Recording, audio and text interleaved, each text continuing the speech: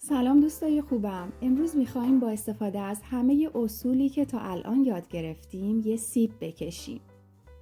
اول طرح اصلی سیب رو با خطوطی خیلی کمرنگ و اصطلاحاً تارعنکبوتی روی کاغذ میکشیم.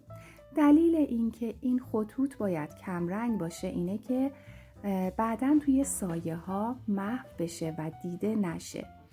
میتونید خط رو به صورت خیلی سریع بکشید، اما فشار قلمتون رو حتما کنترل کنید که خطتون پررنگ نشه.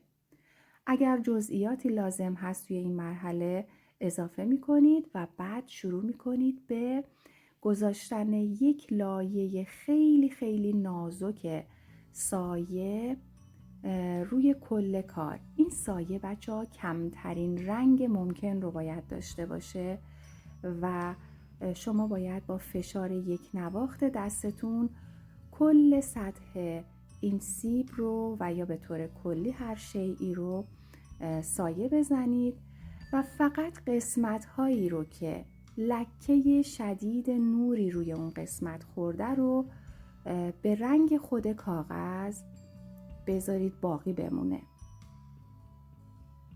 تا جایی که ممکنه بچه‌ها این لایه کمرنگ و یک نواخت باشه. اگر دقت کنید من این بخش رو سایه نزدم و گذاشتم رنگ روشن، یعنی رنگ کاغذ روی این حالت هلالی شکل باقی بمونه. فقط در یک حالت بچه‌ها شما این سایه کمرنگ رو قبل از شروع کار روی شیءتون اجرا نکنید و اون هم زمانی هست که شیء شما کاملا سفیده. در غیر این صورت حتما شما این لایه اولیه خاکستری رو روی کارتون بذارید، چون خیلی بهتون کمک میکنه توی کنترل سایه روشن توی مراحل بعدی.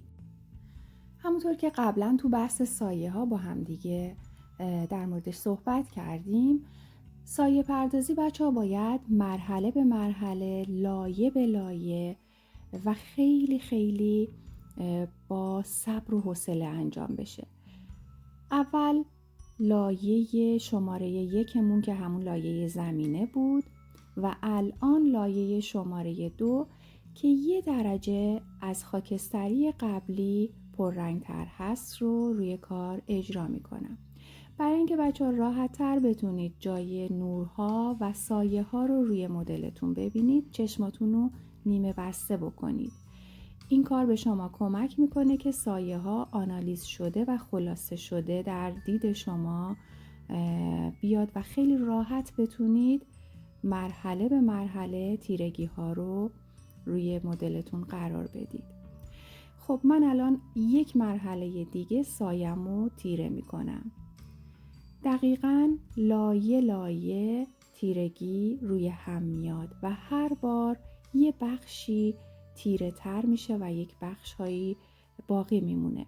حرکت قلم شما بچه ها بهتره که طبق فرم شیءتون باشه. این فرم شیء ما که الان حالت کروی داره و اگر جایی لازمه که بچه ها خطی قرار بدید، خطتون باید به حالت سایه باشه مثل الان من، یعنی محدوده رو مشخص میکنید ولی اینقدر این قسمت ملایم باید طراحی بشه که بعداً به راحتی توی سایه هاتون محو بشه. الان وقتشه که سایه های قوی تر رو روی سیب اجرا بکنیم. همونطور که میبینید آستر جدید ما پررنگ تر از لایه های قبلیه. فقط یک بخش هایی تیرگی های جدید رو میذاریم و بقیه قسمت ها روشن باقی میمونه.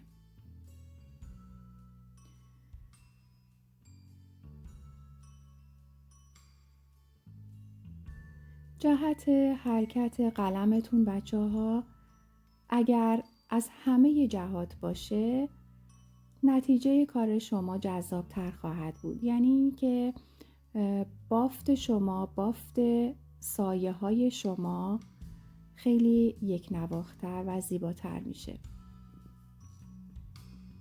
تیرگی های این بخش رو میذاریم و نهایتاً باز هم تیرگی روی سطح سیب. بچه‌ها برای اینکه قسمت‌های نور خورده شیء ما و یا هر مدلی که میکشیم بیشتر خودش رو مشخص کنه، بهتره که بک‌گراند رو سایه بزنید و تیره کنید.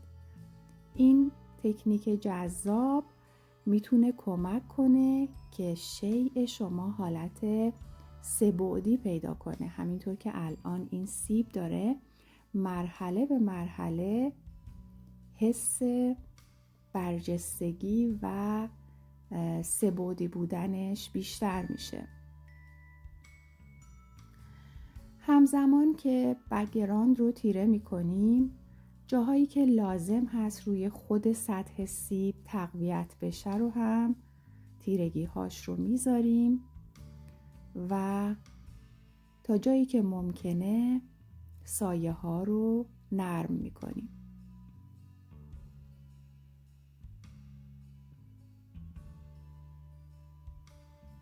حواسمون باشه که روی لکه های نورمون قلممون رو حرکت ندیم و اجازه بدیم اون لکه های نور تا آخرین مرحله روی کارمون حفظ بشه.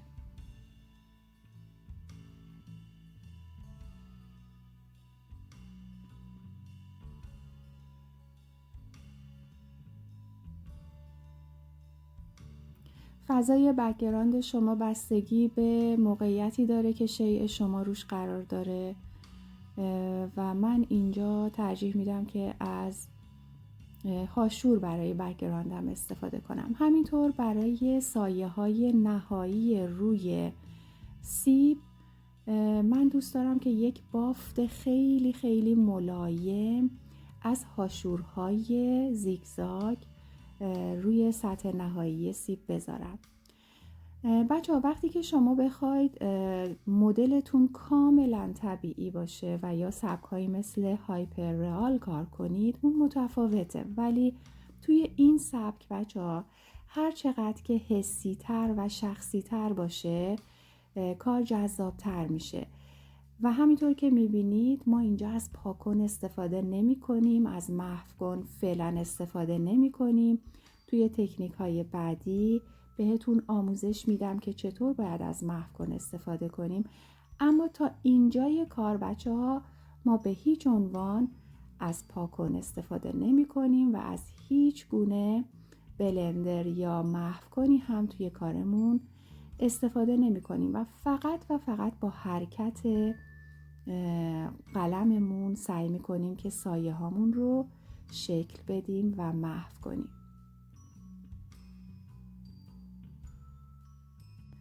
دوستای خوبم، امیدوارم که از آموزش امروز لذت برده باشید و خیلی خوشحال میشم اگر نظراتتون رو برام بنویسید و اگر احیانا این تمرین رو انجام دادید تصویرش رو برام بذارید. خیلی خوشحال میشم نتیجه کارتون رو ببینم.